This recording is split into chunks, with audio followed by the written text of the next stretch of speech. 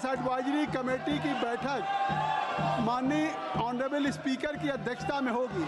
जिन विषयों पर आप सदन में चर्चा चाहते हैं, आप बिजनेस एडवाइजरी कमेटी में आप उस विषय को लेकर के आए और माननीय अध्यक्ष जी सभी उन विषयों को विचार करके आप सबकी राय से स्वीकृति देंगे और सरकार उन विषयों पर जवाब देने के लिए तैयार है। स्वयं अभी सदन के पहले दिन सदन को बाधित करना उचित नहीं है। स्पीकर साहब ने क्वेश्चन आवर में कहा कि ये क्वेश्चन आवर आपका है, ये प्रश्न प्रहर आपका है, आप सवाल करते हैं, लॉटरी आती है, मुश्किल से उसका जवाब होता है।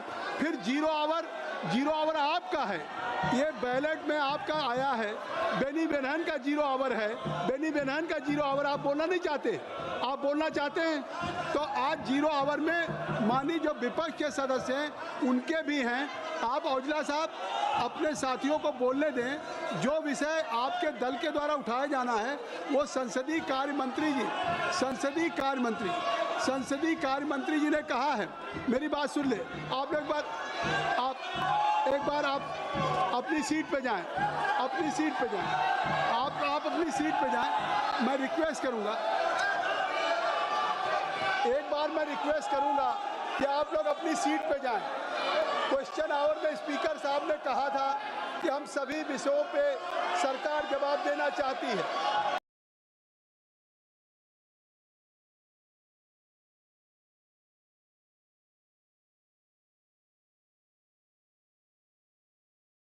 अगर हम इस सदन को चलाना चाहते हैं, कृपया अपना स्थान ले लें। माननीय रक्षा मंत्री जी,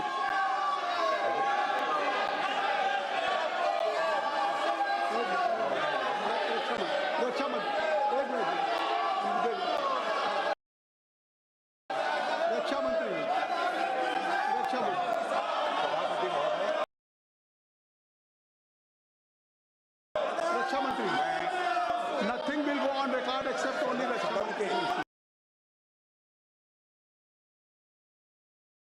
सदन के सभी सम्मानित सदस्यों को मैं आश्वस्त करना चाहता हूं,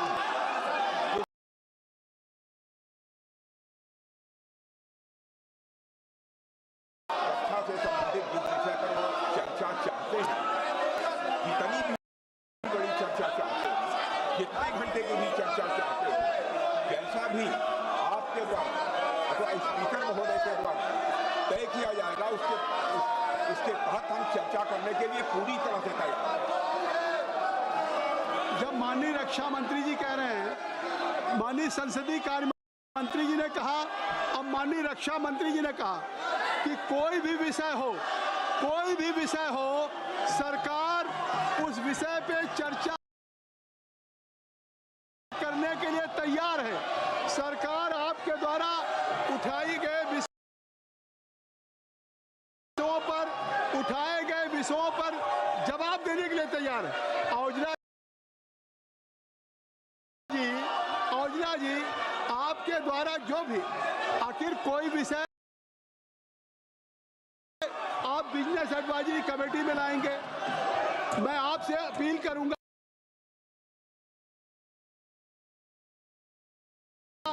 लीडर ऑफ अपोजिशन से अपील करूंगा, राहुल गांधी से अपील करूंगा कि आप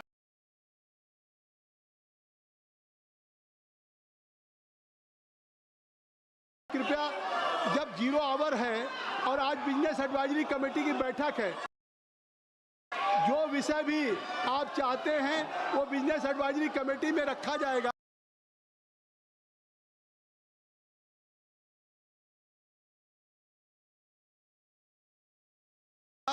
और आप सबकी राय से उसको विषय पे चर्चा होगी। रक्षा मंत्री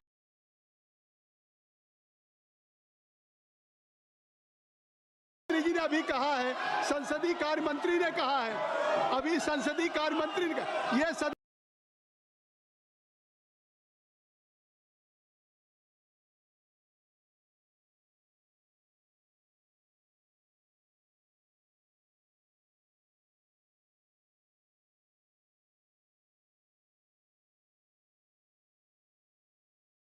नहीं है।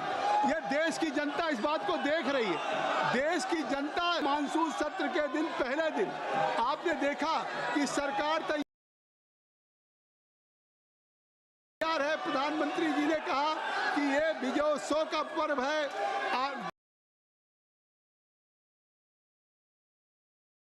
पूरी दुनिया ने सेना के पराक्रम को देखा है, जिस तरह से लक्षित हमारी तीसरी अर्थव्यवस्था है। तो आखिर ये सदन देश आगे जा रहा है। इस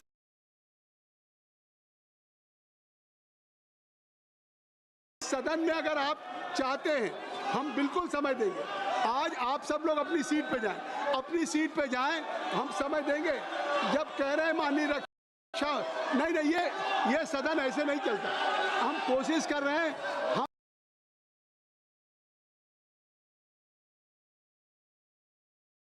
हम सदन चलाना चाहिए। क्यों एडजस्ट करें? हम चाहते हैं कि सदन चले। आपका 0 आवर है, मैं चाहता हूं आपको अवसर दूं। जितने माननीय सदस्य के 0 आवर में आए हैं, मैं उनको सबको अवसर देना चाहता हूं, लेकिन आप सदन नहीं चलने देना चाहते। आप सदन का पहला दिन इतना महत्वपूर्ण दिन है, आप इसको चलने नहीं देना चाहते हैं। इसलिए मैं सभा की कार्रवाई 2 बजे तक के लिए स्थगित करता हूं।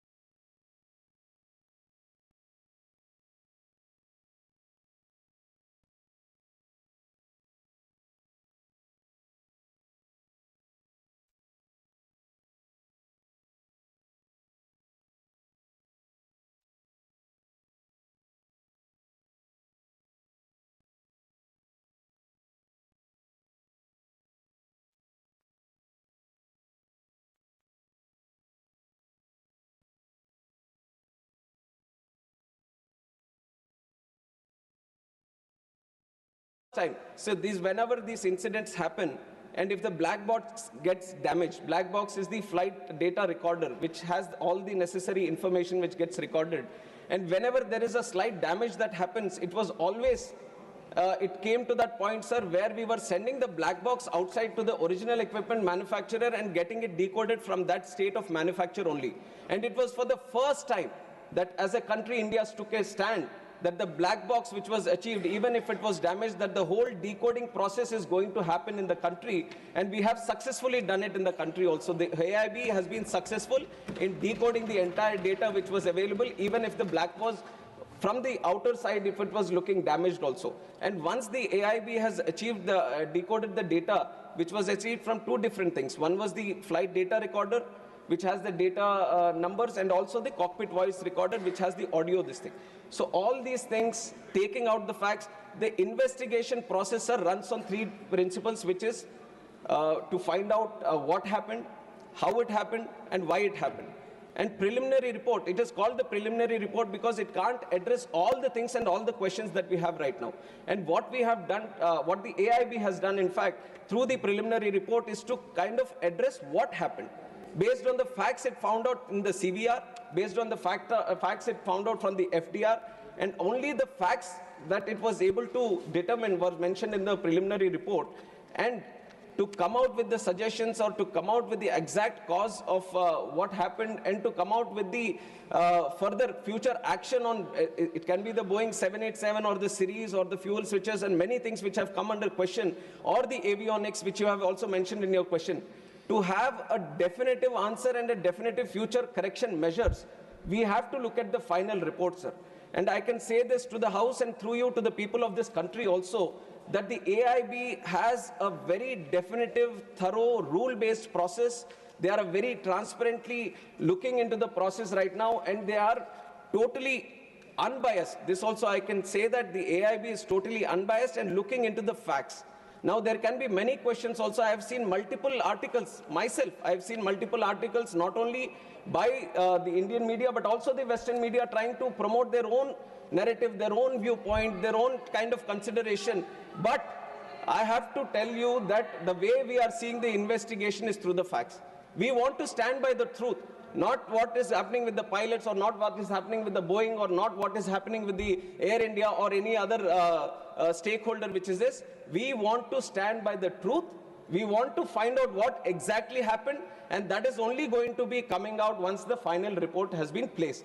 So we have to respect the process of investigation, and once that process of investigation has happened, then we can talk about what happened and how it happened, and then the corrective measures. If we talk about the other incidents that would have happened before, let it be the Air Nippon, Japanese Airways, or any other airways for that fact, every time any incident happens in any country, then the same process is followed, where the investigation body gets into the process of investigation, and once the thorough investigation is done and the final report is placed, only then the corrective measures to all these countries and all these airline operators and all the regulators is sent so that the corrective action is being done. And this has happened in the previous incidences also. Wherever there was any incident happened, whenever there was a mandatory suggestive correction measures that were supposed to be done, through the international protocol, it is mandatory for every state regulator to follow these and every airline operator to follow these. And we have thoroughly, without any negligence, we have thoroughly followed all the corrective and suggestive measures from the ICAO international protocol. Thank you. Second supplementary. Chairman, sir, as we are all aware that the DGCA is the cornerstone of aviation safety in our country. But as we know, that in spite of these serious incidents which have taken place in our country, at this Ahmedabad incidents or the earlier whatever accidents have taken place, the DGCA is functioning at 50% of its sanctioned strength, technical strength. It's a very serious issue. I'd like to know from the Honorable Minister whether the government acknowledges this acute shortage in technical personnel within the DGCA, and what urgent and time-bound steps are being taken to fill these critical vacancies so that the regulator is fully equipped to safeguard the lives of lakhs of passengers who rely on air travel every day. Thank you.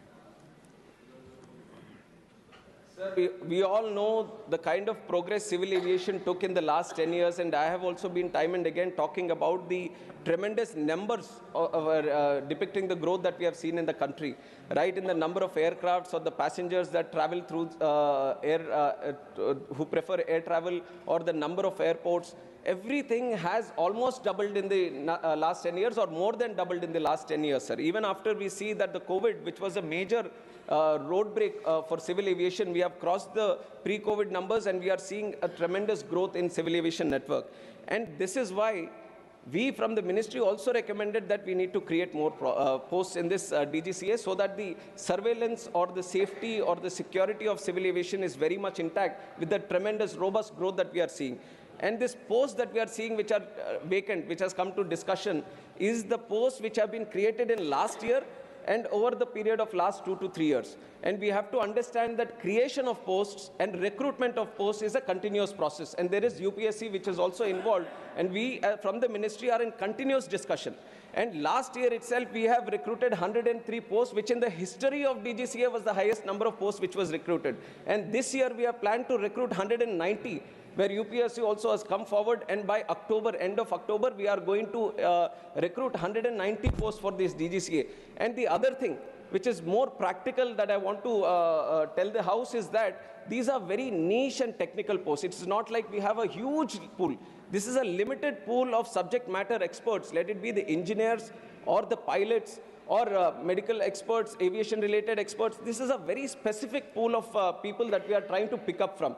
And it is a very tough process of picking up the right people, because these are going to be the regulators, these are going to be the inspectors, these are going to take care of the safety. So the recruitment process is also a very rigorous process, and we are doing our, we have taken notice of this thing also, and it has been continuing process, and we are putting more pressure so that the timelines for the recruitment also come down, and very soon we are in the process of achieving 90% of these vacancies also to be recruited.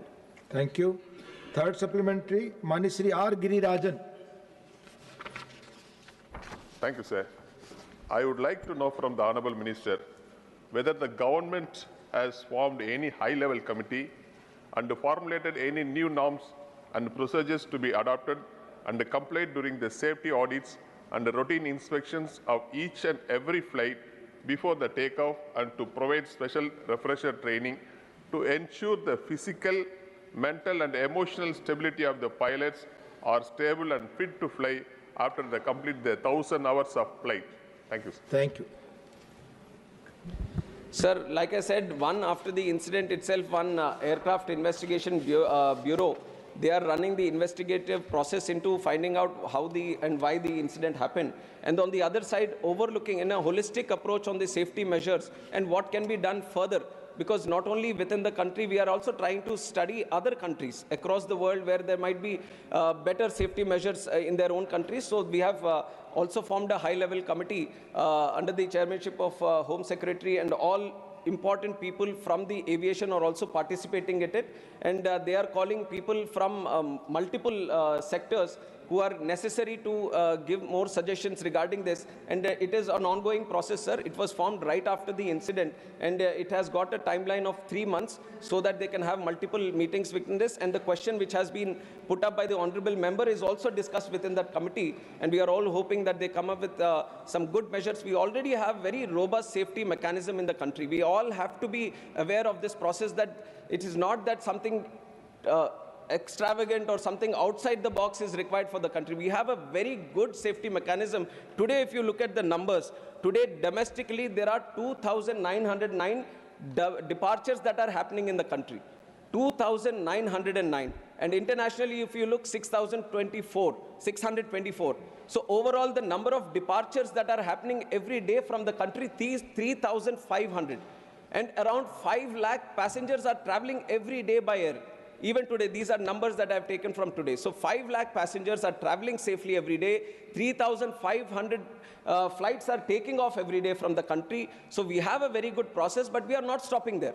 We want things to be brought down to zero in terms of incidents or anything. That is the process that we have. That is the integrity that we have, and that is the target that we have. So we are being more open now to the suggestions that are coming into our side, and we are looking at the international process also, and some of the countries where they feel, because ICAO, which is the International Civil Aviation Organization, always has a third eye on all the countries which are running operations, which are having these civil aviation networks, because civil aviation is not a thing where it is just within the country.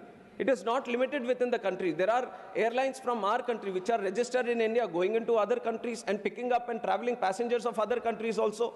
And likewise, other countries, airlines are coming into our country and they are picking up our passengers. So this is a global thing. And all the countries which are having these civil aviation departments or ministries or sectors, they all have to comply with the Civil Aviation Organization, International Civil Aviation Organization protocols.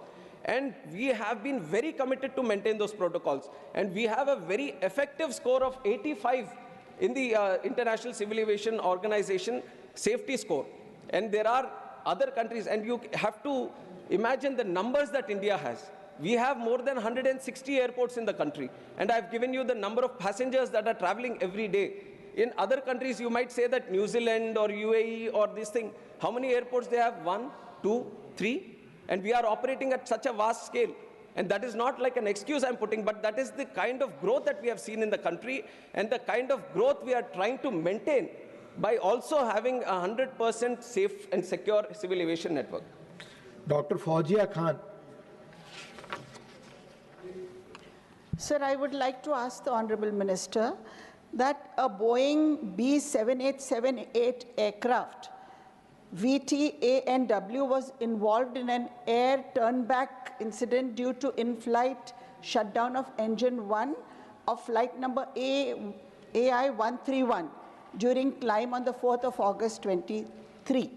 Sir, from the Chhatrapati Shivaji Maharaj International Airport, Mumbai to Heathrow on the 4th of August, this flight was leaving. As per the incident report of DGCA, an HPC stage 10 blade went missing due to improper installation of locking lugs. That made dust accumulate in the left-hand engine, leading to the engine's surge and subsequent engine shutdown. Sir, an RTI... Be brief. That's brief only. Sir, an RTI query to the DGCA has revealed that 65 in-flight engine shutdown incidents occurred between 2020 and 2025. So that's quite a large number. In that regard, what specific measures will the government take, as you spoke about such a large number of operations? So, and we have very advanced technology as well. So in order to have a quick before-flight inspection of engine and exhaust systems, what measures will the government adopt? Thank you. Sir, in terms of safety, I have to also tell that the DGCA has inspections which are planned surveillance, ramp inspections of both the domestic and the foreign sector, spot checks and night surveillance. And this is done through an annual surveillance and safety plan that the DGCA prepares.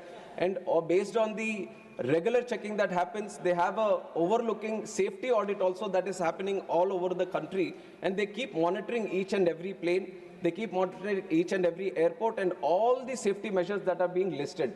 And everything is very thoroughly monitored. And whenever these kind of incidents happen, let us say there is an in-flight, some engine malfunction that has happened. And these, you have pointed out to one specific aircraft where there seems to be one specific issue.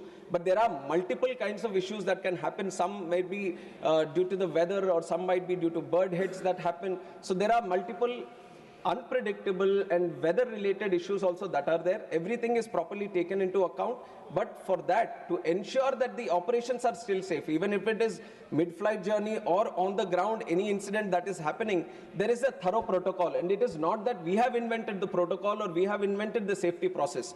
There is a process that the original equipment manufacturer, suppose the Boeing is making the plane, Boeing itself has to list out what all safety measures that has to be done. And on top of that, the FAA, which is the state regulator of that country, it also goes through a process of seeing the design, the maintenance and manufacture. It comes out with the process. Then there is the International Civil Aviation Organization, which overlooks all this, and it comes out with the process. And once that plane is coming back to our country, our state regulator, which is the DGCA, it goes through all these processes, and if mandatory, add some more processes from its side, so that every single flight before it takes off goes through a specific maintenance based on the line maintenance, base maintenance, engine maintenance. Everything is properly checked from the pilot also. Before taking off, pilot also on ground, he goes around the aircraft and checks all the things. Aircraft maintenance engineer also does another checking. After robust checking and properly dotting down what is happening with the aircraft, only then looking at the rules and procedures, if the aircraft is good for taking off at that time, only then it is supposed to be taken off. So all the processes are thoroughly listed, and we, on behalf of the ministry and from the regulator DGCA, we ensure that there is no negligence and there is no incompetence on any of the processes, and everything is very thoroughly monitored. And if anything occurs also, and if there is anything which occurs due to negligence, then we take serious action on both the operator and any necessary person, and we impose penalties, suspensions. All the process of enforcement is also duly listed. Thank you. Last supplementary on this question. Mani Satnam Singh Sandhu. Sir, मेरा सवाल इस हादसे में मारे गए unlucky लोगों के लिए है। जो लोग इस हादसे में मारे गए हैं, उनकी जान की भरपाई तो नहीं हो सकती, लेकिन फिर भी जो बेस्ट पॉसिबल फैमिली के लिए हो सकता है वो होता है। इस हादसे में मारे गए पैसेंजर्स के लिए तो कॉम्पनसेशन अनाउंस की गई है, लेकिन इसमें मेडिकल छात्र भी मारे गए हैं।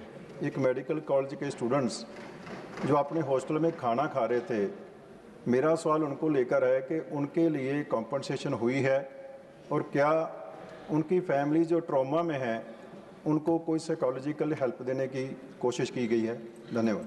Thank you. Sir, first of all, I'd like to, through this house, also offer my condolences to the families of both the passengers of who are traveling in the plane, the crew and the passengers, and also the students, the families of both the students also. And this has been our idea right from the time the incident took place, that we are not going to differentiate between the victims, saying that Acha, these are the people who have traveled in the plane and these are the other ones who have got affected or succumbed to outside injuries outside the plane. And all the support that is being extended to the victims of the families inside the plane, the same assistance is being extended to all the families of the people, students who have died outside also, sir. And the compensation also equally, they have also been taken into account and they are being provided the compensation and the necessary support for the future also. Much of this, the responsibility has been taken by Air India, and combinedly, all the people, both in flight and off, everyone is being taken care of, both from the family side, and all the compensation is being equal. And this not only in terms of compensation definitely equal, but in terms of assistance also that we are trying to provide from the government side, there is no difference. We are keeping, both are being taken into account in the same process. Question number 3, Srimati Rekha Sharma ji. माननीय मंत्री जी, पहला supplementary.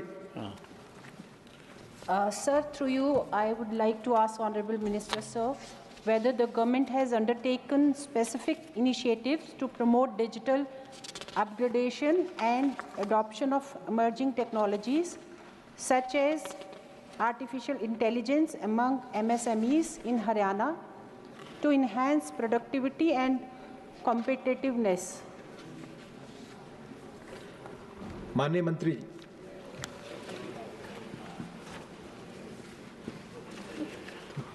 सभापति महोदय, मूल रूप में हरियाणा का जहाँ तक सवाल है, उसमें हम लोगों ने ये जो AI इंटेलिजेंस जो है उसके तहत हम लोग जो काम किया है हरियाणा में, वो इस प्रकार है और कई एक तरह से हम लोग उसको फैसिलिटेट किया है। इसमें है कि इंडिया IAM मिशन के द्वारा जो हम लोग काम करते हैं वो लगभग 7 पिलर में उसको हम लोगों ने शुरू किया है और वो सब पिलर में है इंडिया AI कंप्यूट कैपेसिटी, और उसका डिटेल भी है कि क्या क्या करना है, उसमें समय लगेगा। दूसरा है India AI foundation of models, उसमें के तहत भी हम लोग बात करते हैं। तीसरा है AI कोर्स, फिर चौथा है AI application development for initiatives, पांचवा है इंडिया IA फ्यूचर स्किल्स, और छठा है India IA startup financing, and सातवां है सेफ एंड ट्रस्टेड IC। इसके माध्यम से हम लोग हरियाणा में टेक्नोलॉजी के विकास के लिए और जो भी वहाँ का विकास इस मायने में है उसके लिए हम लोगों ने किया है।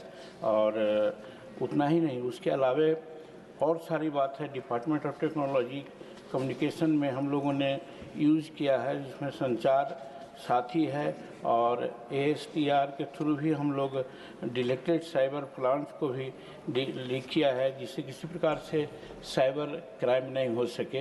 ये सब प्रयोग हम लोगों ने हरियाणा में किया है। माननीय रेखा जी, आपका दूसरा supplementary. Honorable Minister, sir, whether any financial incentives, capacity building programs or support mechanism have been introduced to facilitate this tech transition for MSMEs, and how is Ministry assessing the impact of effectiveness of these initiatives, particularly in terms of digital adoption and improved business outcome? माननीय मंत्री। हाँ, सभापति महोदय, इस माने में हरियाणा के government को और हरियाणा गवर्नमेंट में डिजिटलाइजेशन एंड टेक्नोलॉजी एडॉप्शन के संबंध में हम लोगों ने जो मेजर अपनाया है वो इस प्रकार है। सबसे पहला है पद्मा, जो प्रोग्राम है to accelerate development of MSME development. इसमें हम लोग होलिस्टिक सपोर्ट के लिए MSE को इंक्लूड किया है, जो infrastructure and branding and marketing को एंटरप्रेन्योरशिप को बढ़ावा देता है।